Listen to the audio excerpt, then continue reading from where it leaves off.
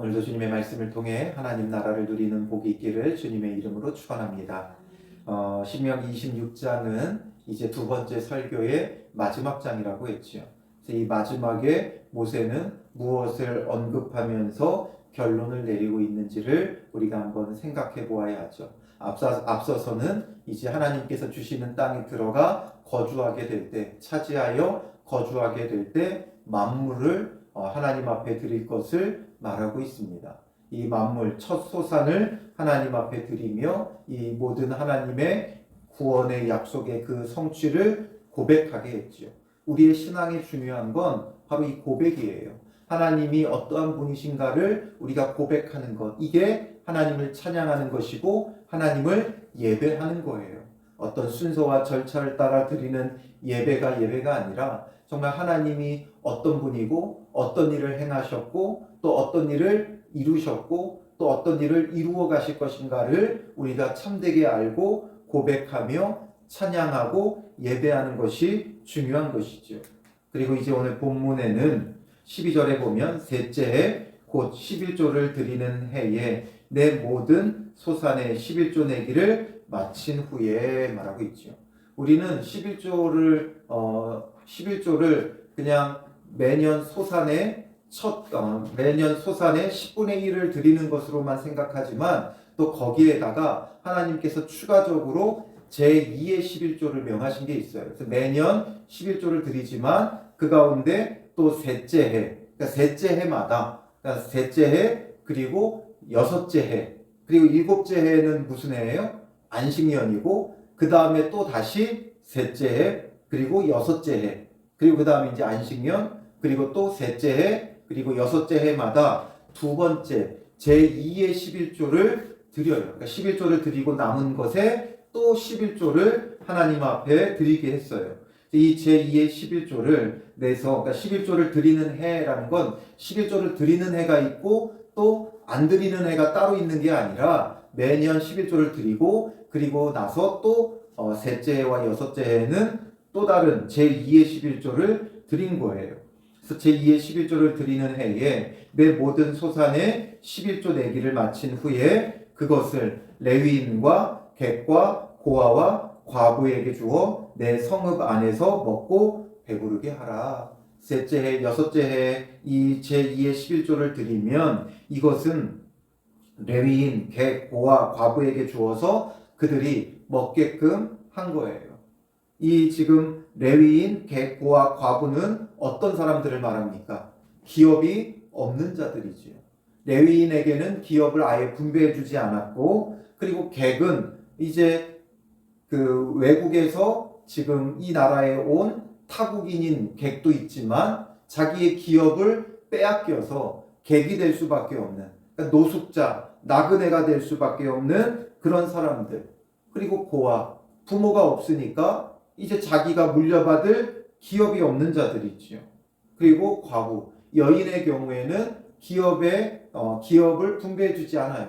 그러니 남편이 없으면 그 여인은 기업이 없을 수밖에 없죠. 이렇게 기업이 없는 자들, 그러니 소산을 얻을 수 없는 자들이지요. 이런 자들을 위해서 셋째 해마다 이제 하나님 앞에 제2의 11조, 그래서 이거를 구제용 11조라고도 불러요. 그래서 구제하는데 더 많이 쓰는 거죠. 그래서 특별히 구제하는 일에 더 힘쓸 수 있도록 셋째 해, 여섯째 해에는 이제 또 다른 11조를 하나님 앞에 드렸던 거예요. 그리고 이제 13절에 그리할 때에 내 하나님 여호와 앞에 아뢰기를, 또 하나님께 아뢰라는 거예요. 이런 모든 것들이 그냥 했다 끝나는 게 아니라 행위적으로 끝나는 것이 아니라 하나님 앞에 아뢰며 고백하는 게 늘 수반되고 동반되어져야 되는 거예요. 그래서 우리가 어떤 철저한 이런 신앙생활보다 더 중요한 건 하나님 앞에 그 신앙생활 모든 면면에 하나님 앞에 우리의 마음을 다한 고백이 필요하다라는 거죠.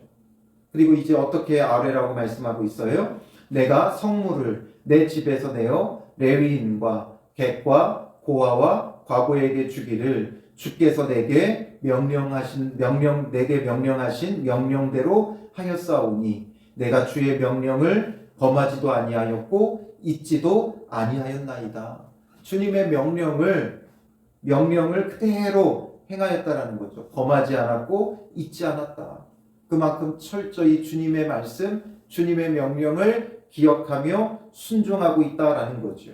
그래서 내가 애국하는 날에 이 성물을 먹지 아니하였고, 그러니까 슬픈 날에도 이 성물을 내가 먹지 않았다는 거예요. 부정한 몸으로 이를 떼어두지 아니하였고, 죽은 자를 위하여 이를 쓰지 아니하였고, 내 하나님 여호와의 말씀을 청종하여 주께서 내게 명령하신 대로 다 행하였사오니. 그러니까 이런 것들을 다른 데 쓸 일들이 있었지만 애국하는 날, 또 죽은 자, 이런 여러 가지 일들에 사용할 수도 있었지만 그렇게 하지 않았다는 거예요. 그러니까 여기에는 어떤 고백이 있는 거예요? 정말 내가 온 마음을 다해서 했다라는 거죠.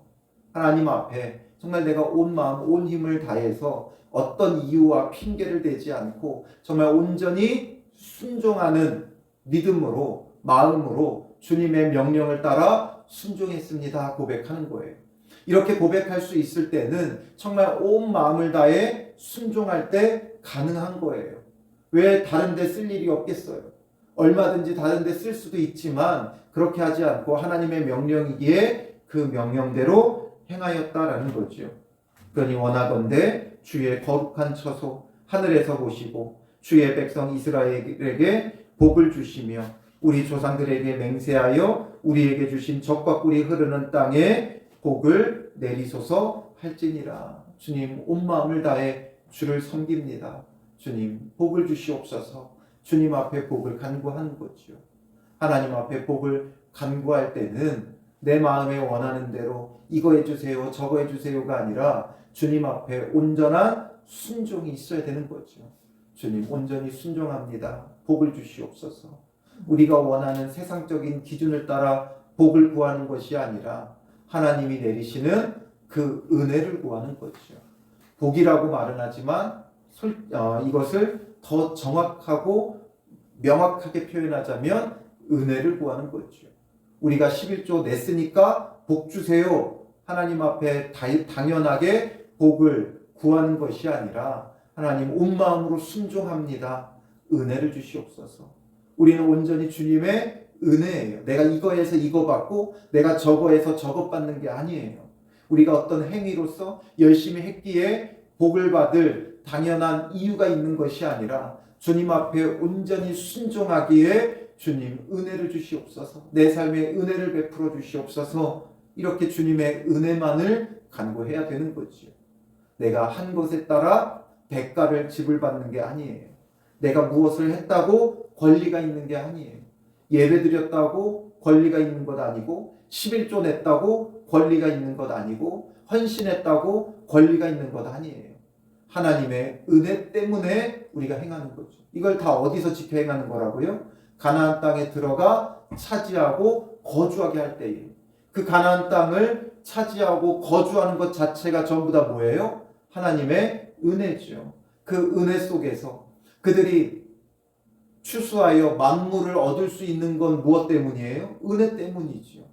하나님 앞에 드릴 11조가 있는 건 추수했다는 이야기죠. 그러므로 추수하는 것 자체가 가나안 땅에 거주하게 하시는 하나님의 은혜 때문이에요. 그들이 무엇을 잘해서도 아니고 그들이 하나님 앞에서 뭔가 전쟁에 능해서도 아니고 그저 은혜로 주어진 곳 속에서 은혜로 살아가는 거예요. 그러므로 그 은혜 속에 하나님의 명령을 따라 순종하며 이 모든 명령과 규례를 지키는 것이지요. 그리고 그 가운데 열의 하나를 또 구분해서 이렇게 기업이 없는 자들을 섬기는 거예요. 왜냐하면 본래 내게 주어진 기업도 내 기업이 아니죠. 하나님이 주신 은혜의 선물이에요. 그러므로 그 속에서 내가 받은 은혜의 선물 속에서 이 기업이 없는 자들을 돌아보는 건 내 것으로 하는 게 아니라 누구 거로 하는 거예요? 하나님 거로 하는 거죠. 하나님 거로. 그러니 그 은혜 속에 감사하며 행하고 또 주님께서 은혜 주시기를 바라는 그런 믿음이 우리에게 필요한 거예요. 그래서 이제 이 신명기의 두 번째 설교를 마치면서 이것을 말하고 있는 거죠. 그래서 앞서서는 만물을 통해 하나님의 우선순위, 먼저 하나님 앞에 드리는 것, 그리고 두 번째로는 그래서 하나님을 사랑하는 것을 먼저 말하고 그 다음에 오늘 본문에는 제2의 11조를 내서 가난한 자들, 없는 자들, 이런 자들을 돌아볼 것을 말씀하시며 이제 이웃 사랑에 대해서 말씀하시는 거예요. 이웃 사랑은 누가 할 수 있어요? 하나님의 은혜를 아는 사람들이죠. 많아서 하는 게 아니라 넉넉해서 하는 게 아니라 하나님의 은혜를 알고 하나님 앞에 온전히 순종하는 자, 하나님의 은혜를 알기에 그 은혜를 사모하고 구할 수 있는 자들이 할 수 있는 거예요. 그래서 결국에는 정말 가장 중요한 게 무엇인가? 하나님을 섬기는 것과 이웃을 섬기는 거죠. 우리의 신앙은 하나님 사랑과 이웃 사랑이 되어져야 돼요. 그래서 항상 하나님을 사랑하는 그 마음이 이웃에게로 흘러가야 되죠. 그래서 앞서서 만물을 하나님 앞에 드리고 함께 즐거워하라고 마쳤었죠. 그리고 오늘 본문은 또 레위 객과 과부에게 주어 그들을 먹고 배부르게 하라고 말하고 있어요. 그래서 우리는 늘 나만이 아니라 나 중심이 아니라 이웃을 사랑하고 이웃을 섬기고 이웃과 나누고 어렵고 굶주린 자들을 늘 돌보아야 돼요. 그래서 우리 주변에는 누가 없어야 돼요? 가난한 자, 굶주리는 자가 없어야 돼요.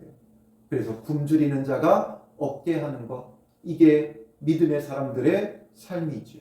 우리의 삶에 있어서 주변을 그래서 늘 살펴봐야 돼요. 그냥 대충 보면 다들 잘 사는 것 같아요. 다들 넉넉하게 사는 것 같아요. 그런데 우리가 정말 주님의 마음을 가지고 한 명 한 명 살펴보면 물질적으로 뿐만 아니라 영적으로 또 갈급한 사람들, 심적으로 갈급한 사람들, 주린 영혼들이 참 많이 있죠. 그래서 우리는 영육 간에 굶주린 자들을 늘 돌아보고 우리 주변에 굶주리는 자가 없도록 하는 믿음의 사람들이 되어야 하는 거예요.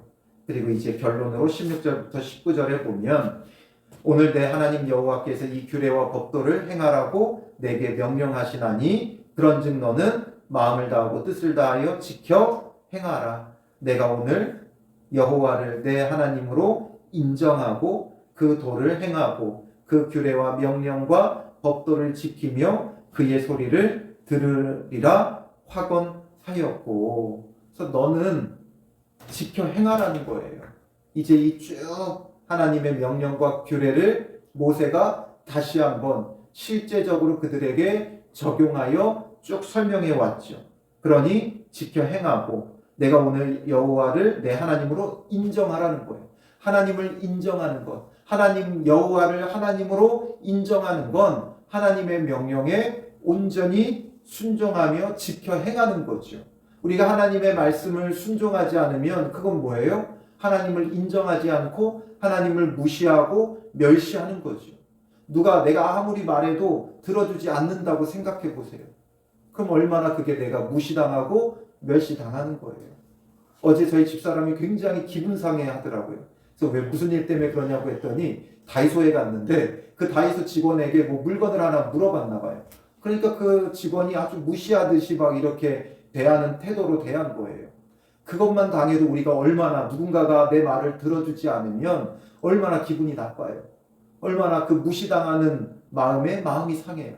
그런데 우리가 하나님의 말씀을 온전히 청종하지 않고 순종하지 않으면 하나님을 무시하고 멸시하는 거죠.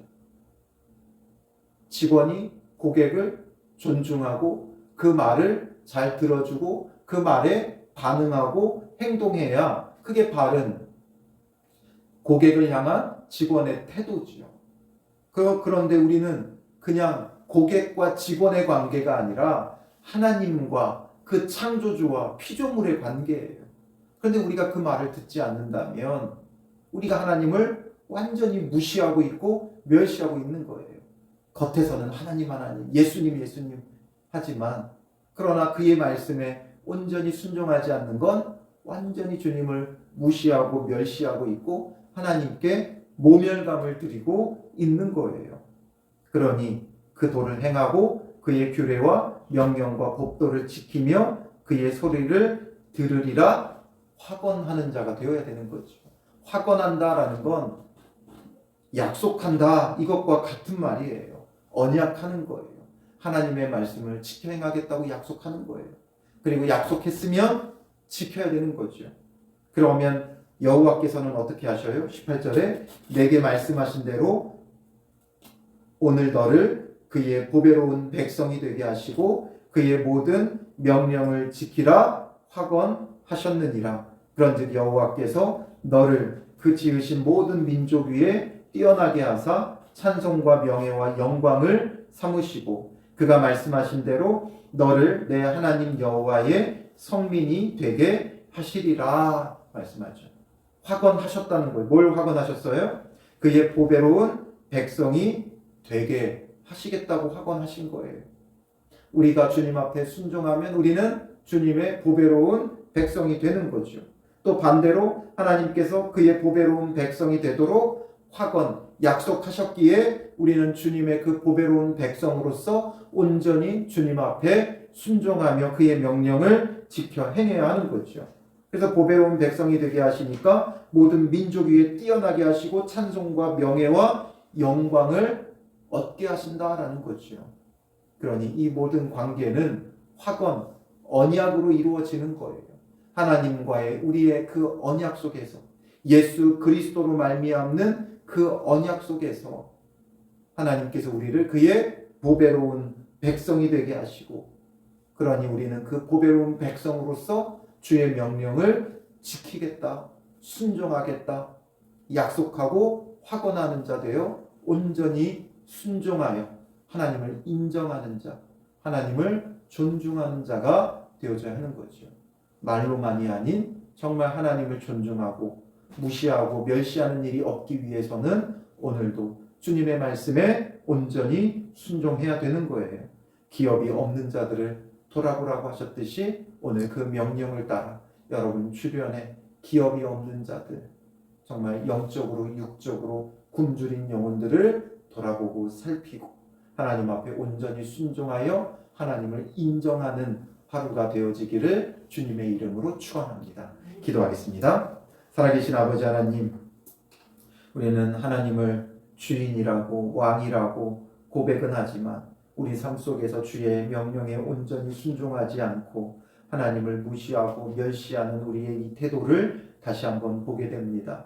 주님 용서하여 주시옵소서. 온전히 주의 말씀에 순종하며 지켜 행하는 자 되게 하시고 말씀에 순종함으로 하나님을 인정하고 하나님을 높이고 찬양하고 예배하는 자 되게 하여 주시옵소서. 오늘 특별히 기업이 없는 자들을 돌아볼 것을 말씀하셨듯이 오늘도 그 말씀을 따라 우리 주변에 기업이 없는 자들, 영적으로 육적으로 영적으로 하나님 나라에 기업이 없어서 굶주리고 죽어가는 영혼들, 또 육적으로 자기의 기업이 없어서 삶의 터전이 없어서 굶주리는 영혼들 돌아보게 하시고 살피게 하시고 저들을 온 마음을 다해 섬기며 영육으로 굶주리는 영혼이 없도록 하는 참된 사명을 감당하는 믿음의 사람들 되게 하옵소서.